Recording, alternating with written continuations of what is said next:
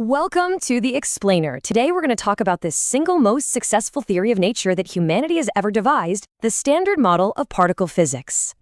And we're going to start with what seems like a pretty simple question. Why is something like electric charge always conserved? It turns out that one simple question leads us to one of the deepest, most beautiful principles in all of physics. And the answer? Well, it's the very reason that forces exist at all. So here's our roadmap. We're going to start with nature's deepest secret. Then we'll look at what it really means for charge to be conserved. From there, we'll uncover the hidden symmetry behind it all, and then the magic step, how that symmetry actually creates forces. And finally, we'll see how this is the blueprint for the whole shebang.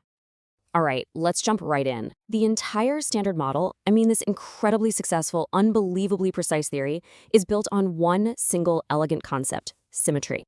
And when you see physicists write something like this down, it's not just some cryptic code. This is literally the architectural plan for reality itself.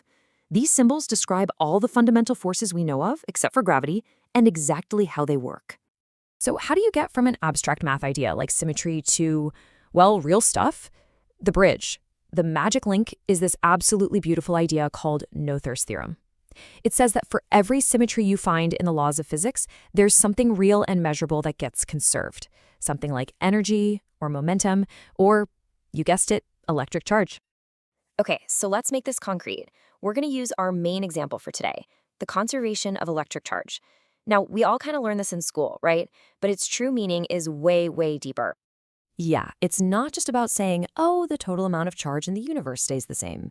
It is a much, much stronger and more restrictive rule than that. Think about it this way. Imagine you could draw a box anywhere in space, any box at all. The total charge inside that box can't just poof, disappear.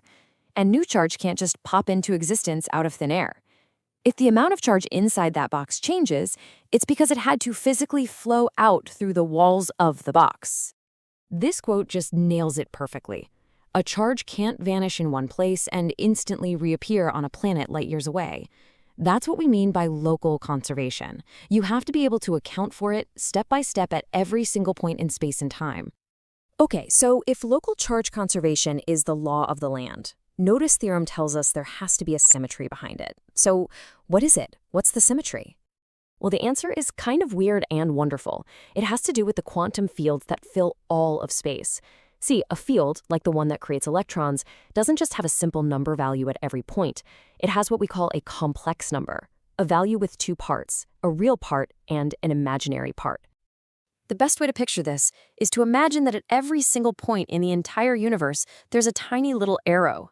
The arrow's length and the direction it's pointing, that represents the field's value right there at that spot.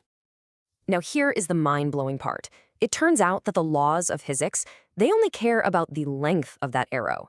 The angle, the direction it happens to be pointing, the universe could not care less. You can spin that little arrow around however you want, and all the physics, all the equations, they stay exactly the same. That right there, that freedom to rotate, is what we call U1 symmetry. All right, now we get to the absolute best part of this whole story. We're going to take this symmetry idea and we're going to crank it up a notch. We're going to make a new demand that at first looks like it just completely shatters physics. So up until now, we've been talking about rotating all the arrows in the entire universe by the same amount, all at once. That's called a global symmetry. But what if we get more demanding? What if we say, I should be able to rotate the arrow right here by 10 degrees, and the one over there by 90 degrees, and the one on the moon by whatever I want? A different, totally independent rotation at every single point. You'd think that wouldn't be a big deal, but it is. This leap from a global symmetry to a local, or gauge, symmetry is catastrophic. Our theory just breaks. The equations become complete nonsense. It just doesn't work anymore. It breaks unless the universe adds something new to the mix to fix it, to make the equations work again with this powerful local symmetry. You are forced to introduce a new field, a field whose whole job is to connect those different rotations and tell them about each other. And for this U of 1 symmetry we've been talking about, guess what that fixer field is? It's electromagnetism. The electromagnetic force has to exist to keep the symmetry. And this is the incredible reveal. This whole process, demanding a local symmetry and discovering that it requires a force to exist, that's not just a cute mathematical trick. It is the blueprint. It's how you build a universe with forces in it. Because you can just keep playing this game. You take a more complicated symmetry called SU2, you demand that it works locally, and boom, out pops the weak nuclear force. You take an even more complex one, SU3, make the same demand, and suddenly you have the strong nuclear force that holds quarks together. It's the same principle over and over again. So this is really the core idea, the big takeaway. The forces of nature aren't just random rules somebody added in. They are a necessary and unavoidable consequence of the universe having these deep underlying symmetries. They have to be there to keep the universe's internal logic consistent. Which just makes you wonder, right? If our reality is built on this incredibly elegant principle, what other deep secrets are just hiding there, in plain sight? What other forces, maybe even gravity itself, are just waiting for us to find the right symmetry and ask the right question?